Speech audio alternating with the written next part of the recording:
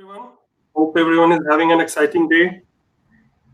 Scott is here with me, co-creator of Disciplined Agile. Needless to introduce him. He's chief scientist of Disciplined Agile at PMI, and he leads evolution of Disciplined Agile toolkit at PMI right now. And Scott has authored multiple books. I need not talk about it, and I know we all are eager to hear him. So we'll be talking about extending Scrum for enterprise agility, a disciplined approach today. And over to Scott, please. Okay, thank you very much. I will do my best to share my screen here. And the technology always fights me. Okay, here we go. Okay, so thank you very much for taking time out of your busy days to hear what I have to say. I hope I have some interesting stuff for you. So as you heard, I'm one of the co-creators of the Dyspine Agile toolkit. I'm a vice president and chief scientist for Dyspine Agile at PMI, and my remit is to lead a team to help grow the Dyspine Agile toolkit and to help bring it to market. So and I'll share some thoughts of what we have been up to and what we're going to be working on over the next little while. So what I would like to talk about is how do we extend Scrum? So Scrum has been an integral part of Dyspine Agile from the very beginning. It's one of many. So one of the things that we do in Dyspine Agile is we embrace and adopt ideas and strategies from a very wide range of sources, one of which is Scrum, but we're not limited by Scrum. So a lot of this talk today is based on our experiences and our realities of bringing Agile and Lean into enterprises across the world, into helping to tailor it and scale it and to apply it in practice, and to create a fit-for-purpose approach that meets the needs of the teams and the organizations that we work with. So that is probably a different, similar but a different approach than what many consultants will do, and certainly what the frameworks such as Scrum do. So anyways, I want to start with a couple of challenges to you. And we're going to see this picture several times throughout the slide deck. But I want to help you I want you to think outside the Scrum box. So when you see a small version of this picture on one of the slides, this is my way of saying we're thinking outside the Scrum box. We don't want to be limited by Scrum when we address this issue. Now, don't get me wrong, Scrum is great, and it's part of the picture, but it's not the whole picture. And one of the challenges that you will have when you bring Agile into your organization, when you strive for enterprise agility, is you really need something that's fit for purpose. And you need to recognize that you have many teams that are in different situations and they will work in different ways, and rightfully so. And this leads to my second challenge to you, is to actually look and observe. Observe what's going on. Don't listen to the rhetoric. Observe what's going on around you in reality. Okay, because what will happen is once you start to choose to do that, you start to realize that sometimes the reality coming from the experts and the gurus, the people who are trying to sell you something, doesn't reflect the actual reality that you face. And it's often not realistic. And it often doesn't work for you. It might be a great idea, but just not for you. So look and choose to observe. So when you see this picture, that's an indication that, think about the situation that you're actually in today and ask yourself, yes, is that actually happening in my world?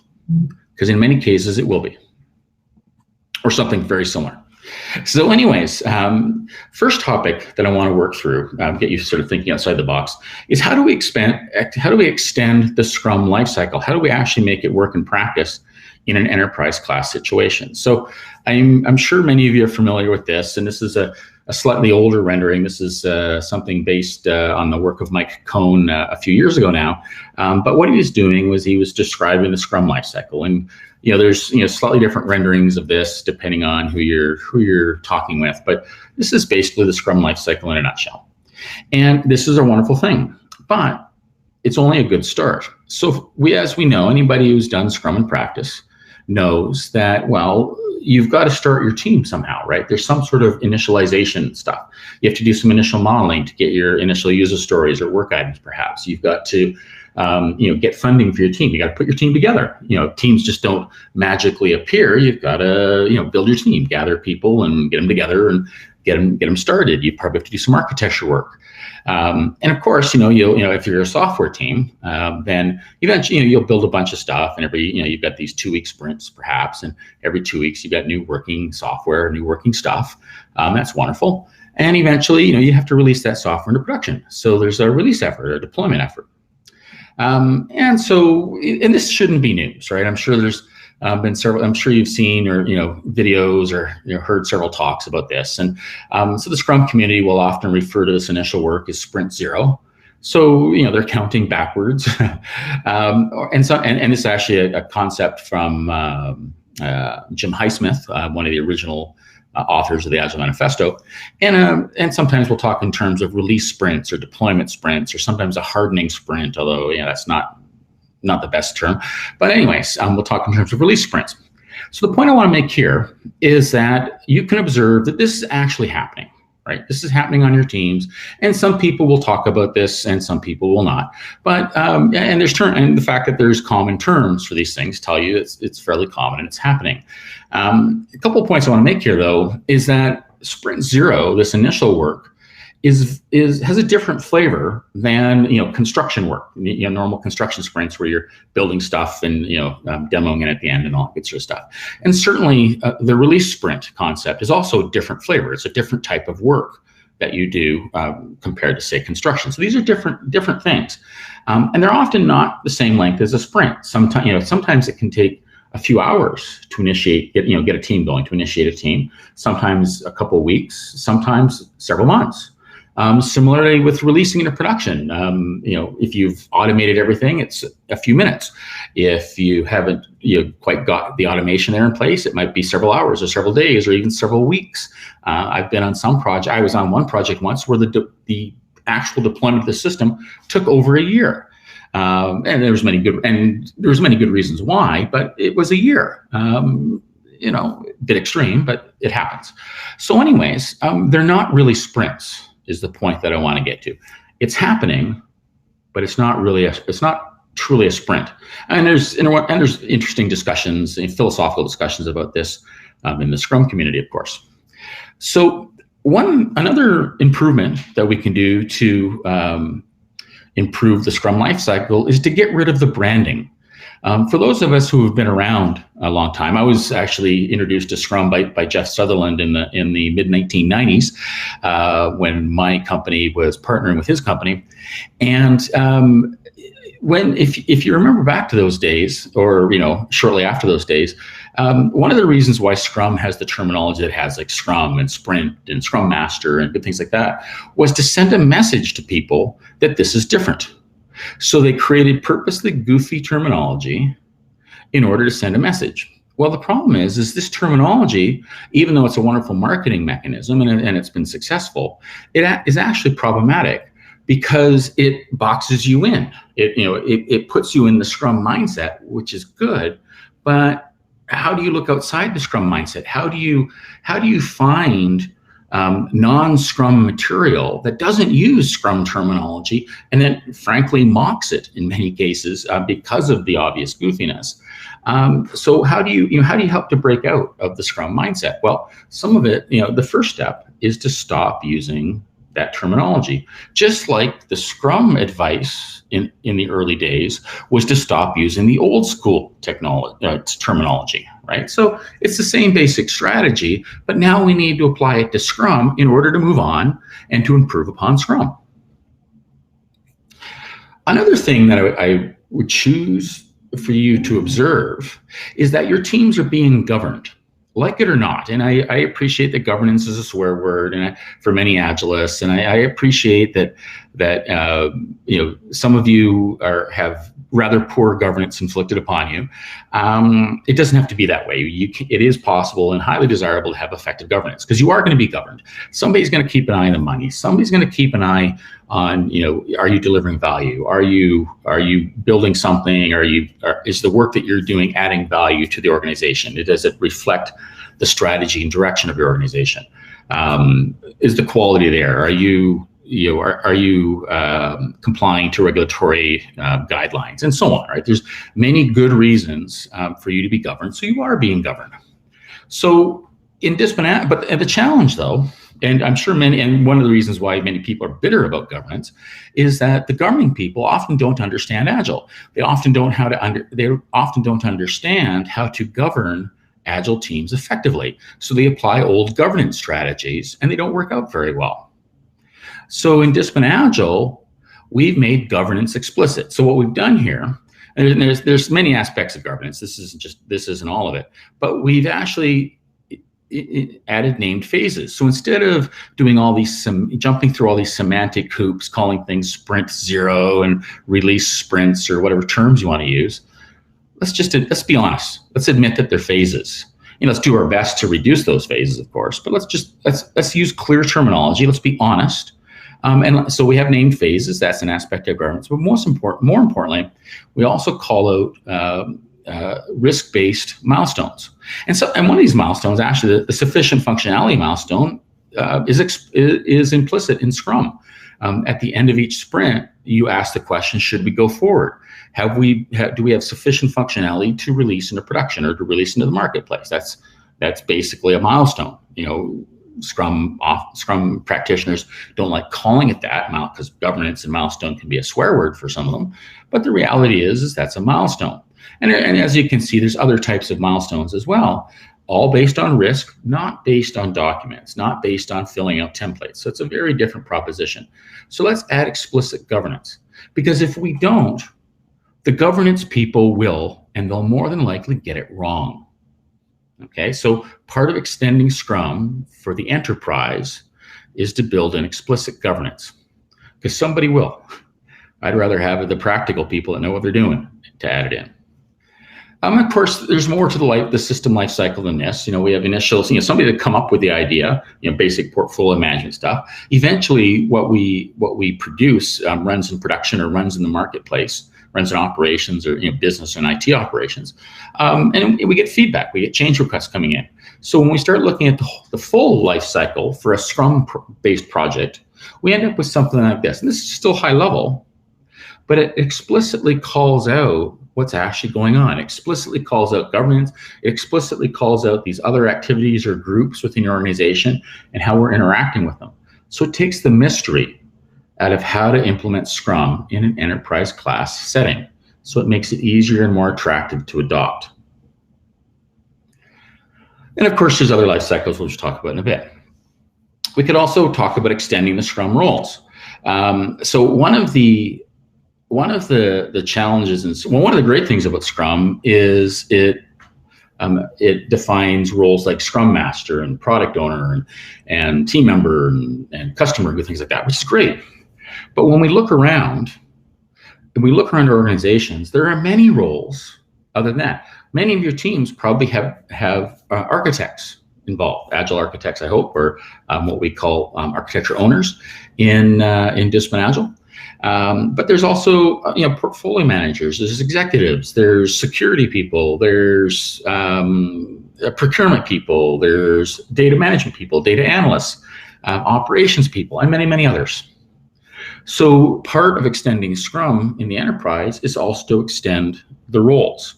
And this is something that we do in Dyspine Agile, and I'll talk about that when we start looking at the scope of what Dyspine Agile actually works on.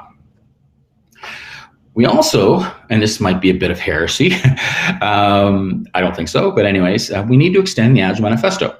So the Agile Manifesto, as we know, was written 20 years ago. February is the 20th anniversary. I don't know if any of you are going to attend any of the Agile 20 reflection events coming this month. Could be a lot of great stuff out there. I'm on the organizing committee or advisory committee for that event. But anyways, so the manifesto was written 20 years ago. And it was written, first of all, it's the Manifesto for Agile Software Development. So it's a specific and relatively biased piece of work, and rightfully so. It's a wonderful thing, probably the most important thing in the software development world for decades. But certainly it's focused and it's narrowly focused, and that's okay. But it was also written by a group of people who brought their biases. They were mostly consultants, software developers and/or consultants. So this is a reasonably biased group of people, North Americans for the most part. And even if that wasn't the case, we've learned a few things in the last 20 years. So as you're bringing Scrum into an enterprise, you've got to realize, well, first of all, your enterprise, there's far more to it than just software. Second, we need to be flexible enough to realize that, an approach that it works well for software 20 years ago, that solved the problems that we had 20 years ago in the software world, might not be applicable across your entire organization in the modern age. So we need to rethink things. So this is what we've done in Dyspine Agile. So for many years, we actually had something that we call the Dyspine Agile Manifesto, which extended the original Agile Manifesto. The challenge we ran into was that the format of the Agile Manifesto was a bit constraining. And it was also, we ran into a lot of religious discussions. Oh, you're not allowed to extend the manifesto, or that's nice, but I've extended it a different way. So far too many constraints. So what we did about a year and a half ago was we stepped back and we said, you know what, if we were going to document the mindset that's required for business agility, for enterprise agility, if we were to start that fresh today, how would we do it? What information would we capture, and how would we capture it? And after a fair bit of work, we came up with this. So we defined a collection of principles. We believe in these principles that we want to, we want to have awesome teams, that we want to be pragmatic, not purist, but we want to be pragmatic in the way that we work, that we realize that because context counts, because different teams are in different situations, we need to have choices. We need to be able to choose our own way of working, to own our process. We need to be enterprise aware. So where the Agile community did a lot of great stuff to make it clear that software development was a team game, that it's teams of people that work together and collaborate together to get the job done, and which was a step in the right direction. The reality is that my team is part of a larger organization. So there's my team, there's your team, there's that person's team, and so on. There's many, many teams, and we all need to work together. So we need to be enterprise aware. We need to do what's right for the organization, not just what's convenient for the team. So because we believe in these principles, we make promises. We make these promises to ourselves and to the people that we work with on our team and the people outside of our team that we collaborate with. So we want to have psychological safety. We want to embrace diversity within our teams. We want to collaborate proactively within our team and with people outside of our team. We want to make all of our work and the workflow visible. We want to improve continuously, and many of you can see, these are ideas that many in the Scrum community have also been adopting as well. Maybe not explicitly, and maybe they're missing a few things, but that's okay. So in order to fulfill these promises, we follow a collection of guidelines. We want to take a validated learning approach. We want to, apply design thinking. We want to create semi-autonomous teams that are self-organizing. Actually, one of the great myths in the Agile community, so this is an opportunity to look, is around autonomous teams. The very, very few teams are autonomous. If you have to work with another team, if you've got to go to somebody to get funding for your team, you're not autonomous. If you have to work with another team in order to reuse some of their work, or get them to do something for you to help you out, you're no longer autonomous. If you have to go, if your product owner is going out to the business community and interacting with them and working with them to bring them into your team for demos and provide information, which is a normal thing to do, you're not autonomous. Sorry, right? Look up the word autonomous in the dictionary, please. So you're semi-autonomous, and that's perfectly fine. So let's be clear and honest about that. We want to leverage and enhance organizational assets. We want to reuse things. We want to pay down technical debt, all these good things. So what we've done in Dyspine Agile is we've made these concepts explicit in the mindset. And what happens is, so this mindset is targeted at enterprise agility, not just software agility. So when you're going to extend Scrum and try to extend it into an enterprise class situation, you need to look beyond software. You need and more bluntly, you need to look beyond software of 20 years ago. So there's a wonderful opportunity to improve. And it's actually interesting. Some of the discussions in the Agile 20 Reflection Festival coming up in February is around exactly this. How do we extend the manifesto and good stuff like that? But anyways, we'll see how those discussions go. So what does it mean to scale Agile? That's an interesting question. So here's an opportunity to look again. So in Dyspine Agile, we talk about two different types of scaling. The first is tactical scaling, and this is what most of the scaling frameworks are all about. Certainly SAFe started here. I would argue that they go into the second type of scaling as well now, or at least they're trying to. Scrum at Scale is certainly a tactical scaling move. So is LESS, so is several others. And only some aspects of tactical agility. And the idea with tactical agility is, how do we tailor a team's way of working to reflect the situation that they're in? So if you need a large team, well, how do we organize that? If we have to work remotely, how do we organize that? If we have to work with multiple organizations because of outsourcing or we're partnering, well, how do you do that? If you work in a regulatory environment, how do you do that, right? So we'll talk about this. But anyway, so the idea is tactical scaling. How do we tailor our approach of working with Agile and Lean and maybe even some traditional techniques in order to address the situation we face? And then there's strategic scaling.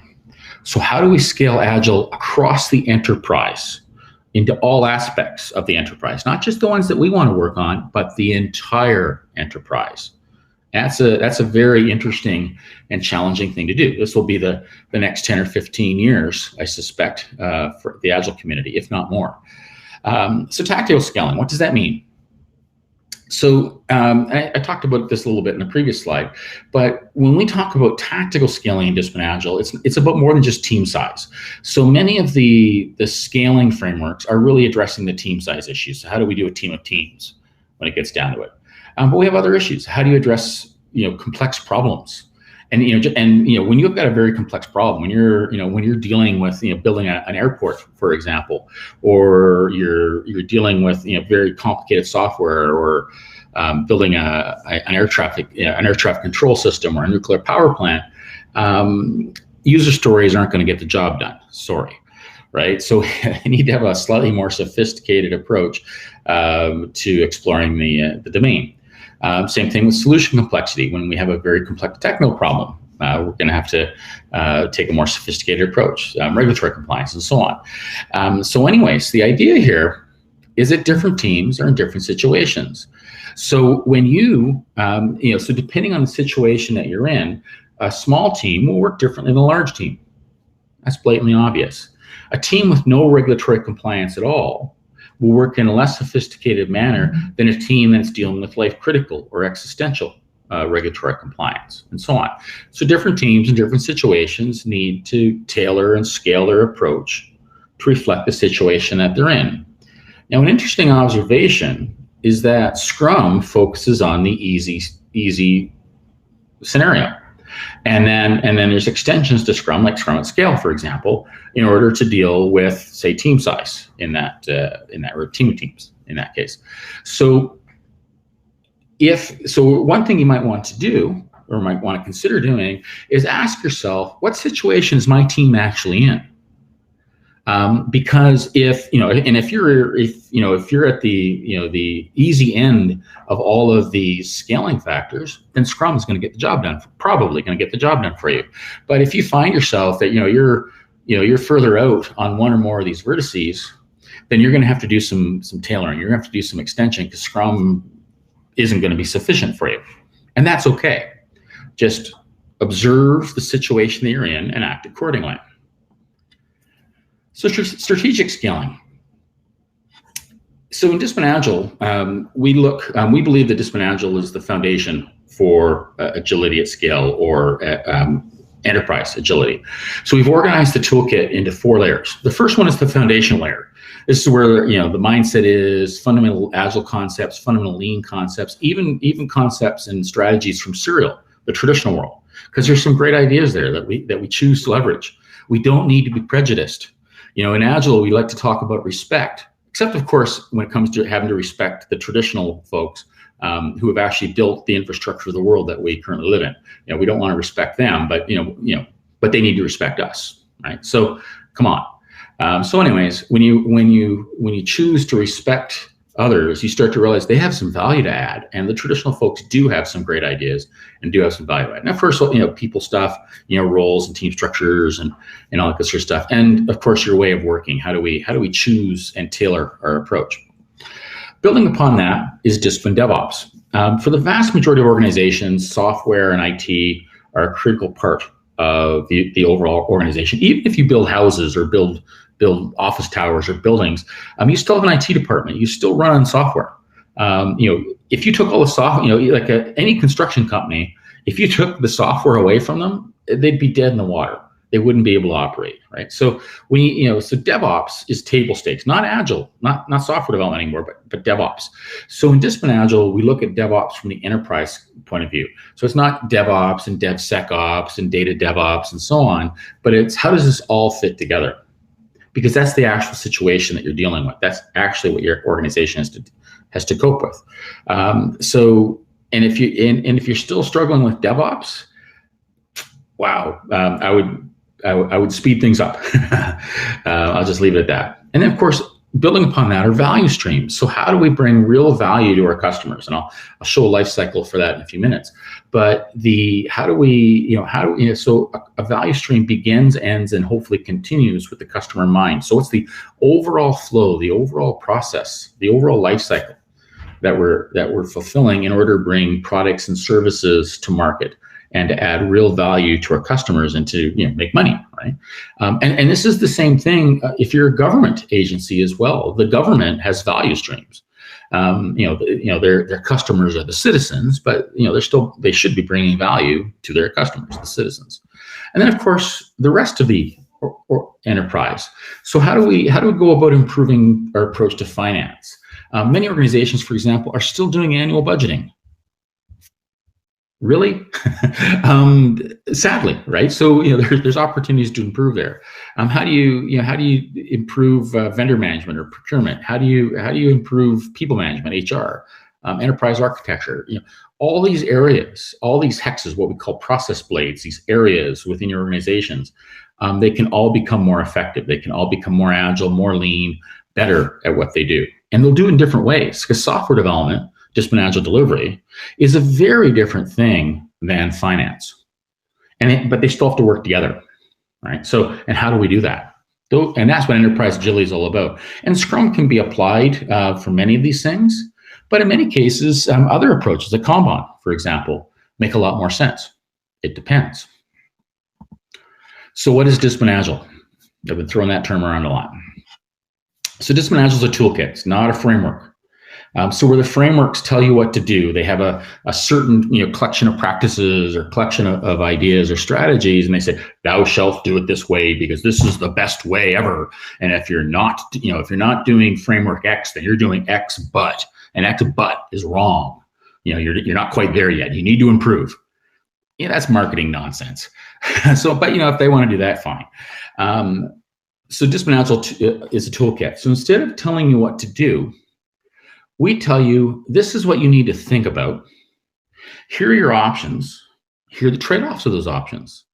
So you make the right decisions. You choose the best way to work given your ability and your situation. Because I can't tell you what to do. I can't tell you what a best practice is, because there is no such thing as a best practice.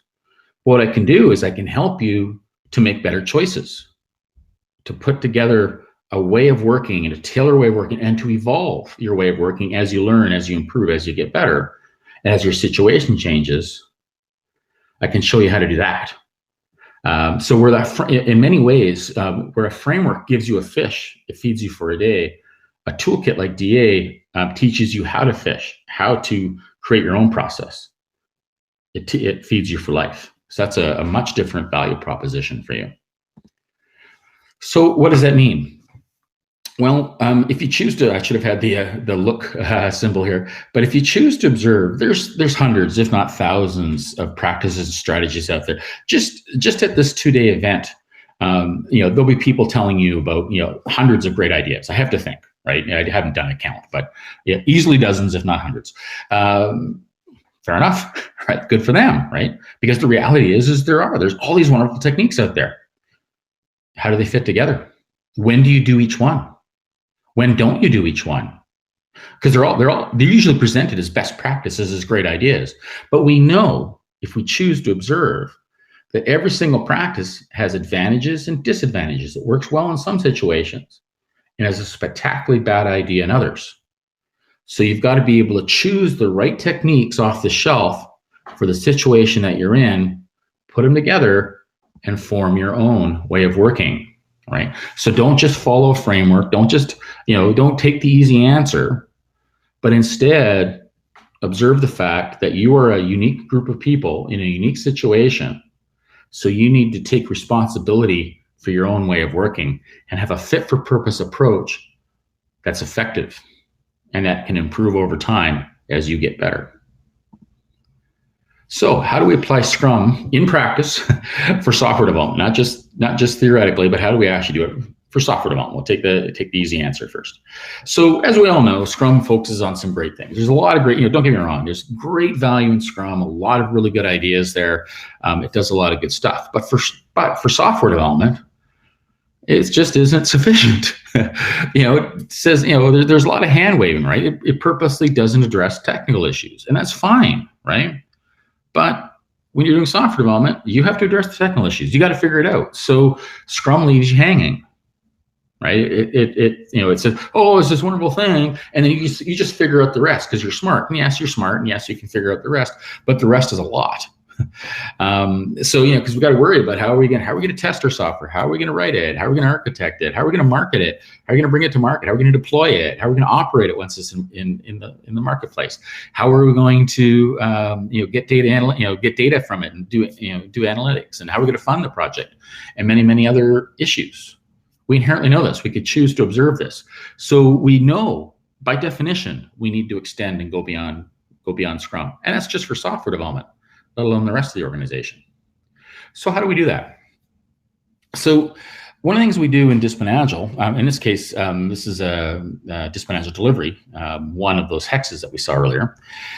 We've organized Dyspine Agile delivery into a collection of what we call process goals. So these are things that we need to do and consider throughout, in this case, a software development project or a software development product team, if we have a long-standing team. So we've got to worry about, we got to address the architecture. We want to improve quality as we go. We want to produce a potentially consumable solution. So this is an interesting observation. I should have actually had an explicit discussion of this for extending Scrum. So where Scrum often talks about producing potentially shippable software, which is great, it's observably not what software development people do. So first of all, if you look at the word shippable, it has to be shippable, but if you ship something people don't want or isn't usable and doesn't sell, then you've still failed. So shippable is not sufficient. It really needs to be consumable. It should be shippable, it should work, it should be functional, but it should also be usable, it should also be desirable. And it's not just about software, right? So yes, there's many cases there's software, but that software runs on hardware, which sometimes needs to be updated or extended into the cloud, which is basically an infrastructure update. There's business processes around the usage of this system. You might be organizational changes around the usage of this software. There's probably supporting documentation. So it's the overall solution that we're delivering, not just software. So this is why in Dyspine Agile delivery, we talk about producing a potentially consumable solution, not just potentially shippable software. Different mindset, and so on. So there's many aspects to doing software development, and much of this actually applies to non-software development as well. So let's dive down a little bit deeper. So what I want to do is I'm going to dive down into 3 of these process goals, because this is this slide is pretty high level stuff. right? It's like, yes, of course we need to do planning, and of course we need to, produce a solution and do architecture and stuff like that, deploy it eventually. Yeah, whoop-de-doo, no big deal. Okay, well, let's dive down to the next level of detail. So stop and think for a minute. So the last time you were on a team, and it's, of course, this isn't just a software team, how did you get funding? How did that team get funded? Were you involved with it, or did some manager get you funding? Like, because somebody had to decide to fund your team, right? It just didn't magically appear. And was that funding effective? Did you have to do a lot of work to go and get funding? Like, did you have to do a detailed estimate and then go, jump through some formal reviews and stuff like that? Was it an effective process? Did you have sufficient budget, or, were budget constraints, did they force you to cut quality or cut time? So was the overall funding and the impact of the funding, was that effective? So just think about that. So in Dyspine Agile, one of the process goals is to secure funding. So the way you read this diagram is, well, the rounded rectangle is the goal. There are 3 decision points in this case, 3 things that we need to think about or address. How are we going to choose the funding? What's the scope of what we're funding? And how do we get access to the actual money? And then for each of these decision points, there are potential options, potential strategies that we can choose from. Now, we're not saying we've identified all potential strategies, but we are saying that we've identified a lot of good candidates, and we're constantly extending this. When you see an arrow beside the list, in this case, all 3 of them have arrows, and we'll see some examples in the next slide of it where not all of them have arrows. But when there is an arrow, that's an indication of ordering. So the strategies towards the top of the list are generally more effective than the strategies towards the bottom of the list. So the point here is that there's different ways that we can choose to fund a team. There's different types of teams, different scopes of things that we can fund, and there's different ways we can get at the money. So we need to choose the approach that's most appropriate, most effective for the situation that we find ourselves in. Some of those strategies are bolded. That is an indication that if you're in a fairly straightforward situation, if you remember that radar chart, the Keynote chart, where Scrum was in the middle and dealt with the simple situation. If you're in the simple situation, then the bolded options are probably good choices for you. You still might want to think about that, but chances are pretty good we've made pretty good guesses. And if you don't want to think for yourself, then starting with the bolded strategies, if you're in a straightforward situation, is probably the way to go. At least 95% of them will be. So here's another question. So when you coordinate your work within your team or with other teams, is it just a daily stand-up meeting? Is that the only coordination activity you're doing? Think about that. Chances are no. So there's many options, many things that you need to think about when you're coordinating activities. Now, some of them might not be applicable to you. So if your team is not part of an overall program, like a team of teams, then obviously you're not going to coordinate across a program. If your team is, is co-located, then you don't have to coordinate between locations. But whose teams are co-located these days, given COVID? So the point of this slide, of this process goal, is that there's a little more to it than holding a daily stand-up meeting. Right now, if you're in a phenomenally simple situation, then a daily Scrum meetings can get the job done. If you have if you're in a slightly more complex situation, then you better start thinking about things like, well, how are we going to share information? Who owns the artifacts that the team creates? And that's that's an important decision. How do we facilitate working sessions? How do we coordinate if we're in a part of a program? How do we coordinate across the program? This is why there's Scrum of Scale and Safe and Less. They make choices for you. They say, well, this is the way that product owners are going to coordinate. This is the way that the teams will coordinate between each other, and so on. Well, in Dyspine Agile, what we say is you need to, here are your options. There's different ways that we can achieve these things. You choose the best that's for you. You choose the techniques that make the most sense for you. We're not, don't just be told what to do. Think for yourself. Have a fit for purpose approach. And then, of course, another question we might want to ask, how do we explore requirements and designs? How do we do programming? How do we actually produce a potentially consumable solution? What do we need to think about that? And it's about more than just writing software. How are we going to plan the work that we're going to do? How are we actually going to develop the software? Are we doing a test-driven approach? Or are we doing something else? How do we go about exploring detailed requirements? How do we go about exploring the detailed design? Are we writing documentation that's in parallel that supports the software that we're writing? How do we ensure that our software is usable, that it's consumable, that we're producing something of value for our customers? Right. So there's a bunch of different issues here when we're producing this potentially consumable solution. It's not just about banging out code. Right. So we're going to, once again, your team will choose the strategies that make the most sense for you. Then, of course, another question: how do we go beyond Scrum itself? It's not. How do we think outside the box? So here's an observation. So in Dyspine Agile, we choose to observe, so Dyspine Agile came about from the work that myself and partner organizations were doing. I was the chief methodologist for IT at IBM for many years. And Dyspine Agile delivery came out of that, and that eventually evolved in Dyspine Agile. And it was based on observations on helping organizations to apply Agile Lean often at scale, often in a very wide range of situations. And one of the things that you can do, like as a consultant or as an outsider, it's fairly easy to do because you see it all the time, is that when I go into an organization, I see different teams working different ways. Some of them are Scrum teams or Scrumish teams. Some of them are Kanbanish teams. Some of them are doing something else. I choose to observe this. I choose to observe. And what happened, and others also choose to observe, not just me, of course. And as a result, in Dyspine Agile, because our job isn't to, foist a framework on you, it's instead to help you understand your options. Well, we've decided to support multiple life cycles. So where Scrum supports one life cycle, Dyspine Agile supports several. So I'm going to walk you through some of the life cycles we support.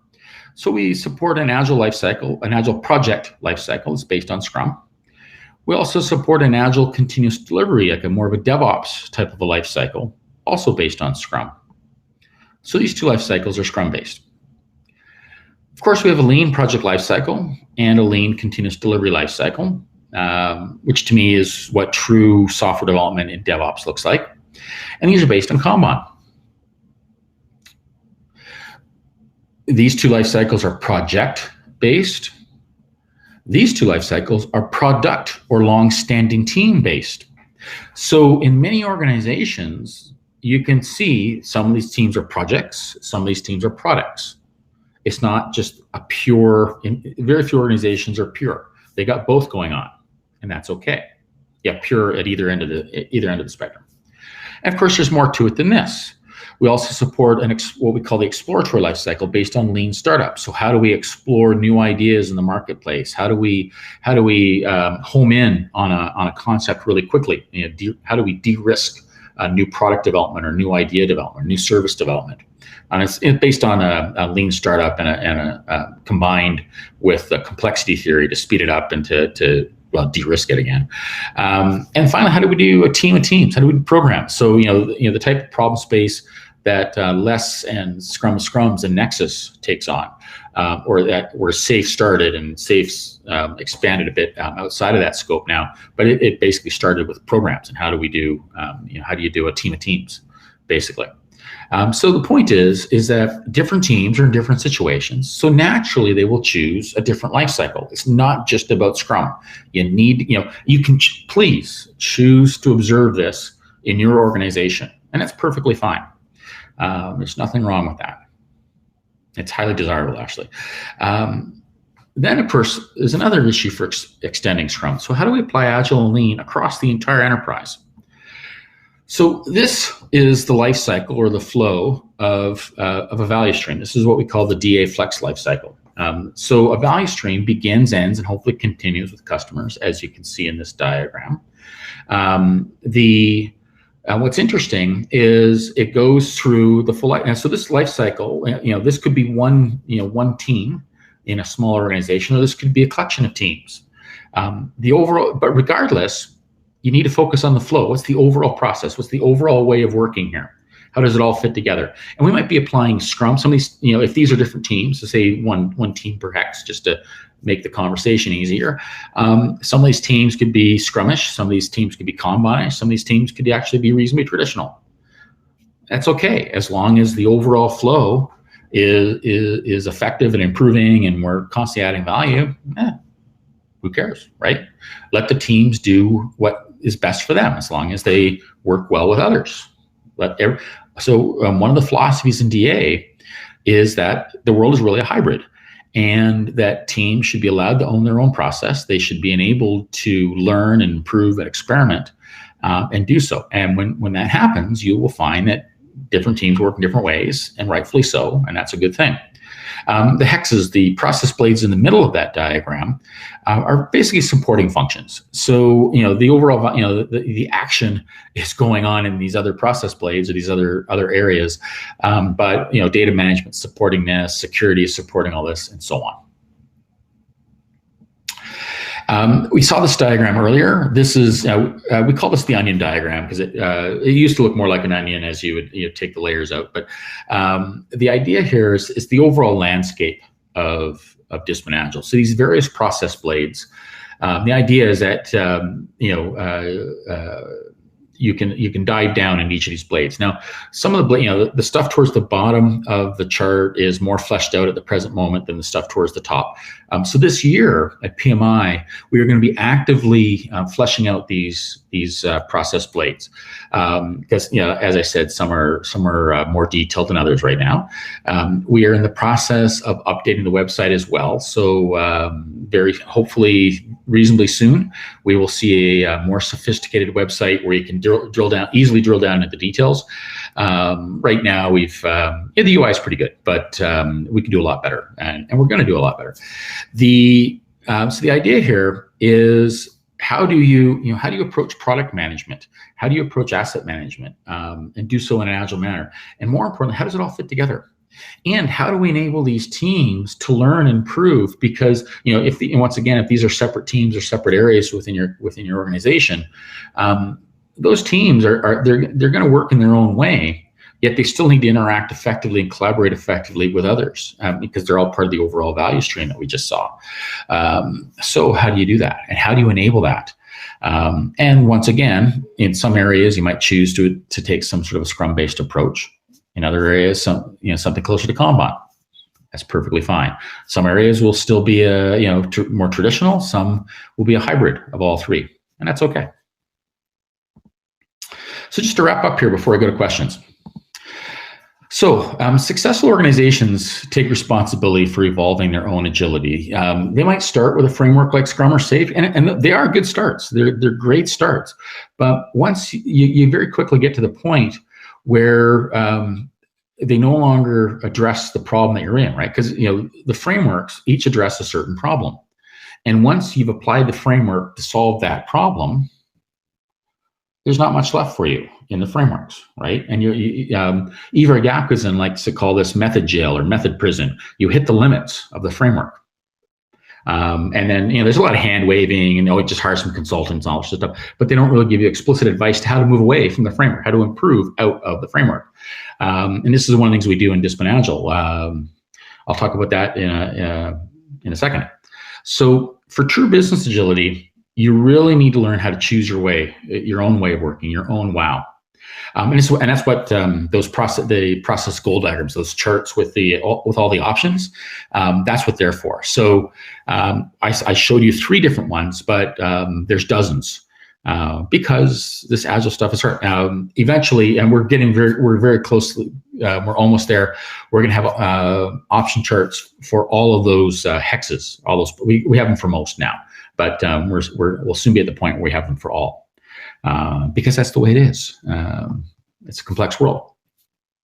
Of course, we have some certifications to offer. We have 2 that are specifically targeted for a more robust, more disciplined approach to Scrum Master or Scrum Mastery, I guess we'd call it. So we go far beyond Scrum in both of those certifications. The DAVSC, this is the cert for consultants. And so if you're working with organizations and you want to help them to improve their value streams, to apply Agile across the enterprise, and to do so and to help organizations choose their own way of working, or help groups within organizations choose their own way of working, that's what the DAVC is all about. And of course, Dyspine Agile Coach. How do we coach Agile teams or collections of teams in an effective manner? And it's not framework specific. And this is, I think, the real value here. You don't get locked into a single framework. So we're not teaching you how to do a single framework. We're teaching you how to learn and become a learning organization, and how to improve and get better. So we're really teaching you how to fish, to feed yourself for life. That's really what it's all about. So anyway, so thank you very much. I hope I have a few minutes for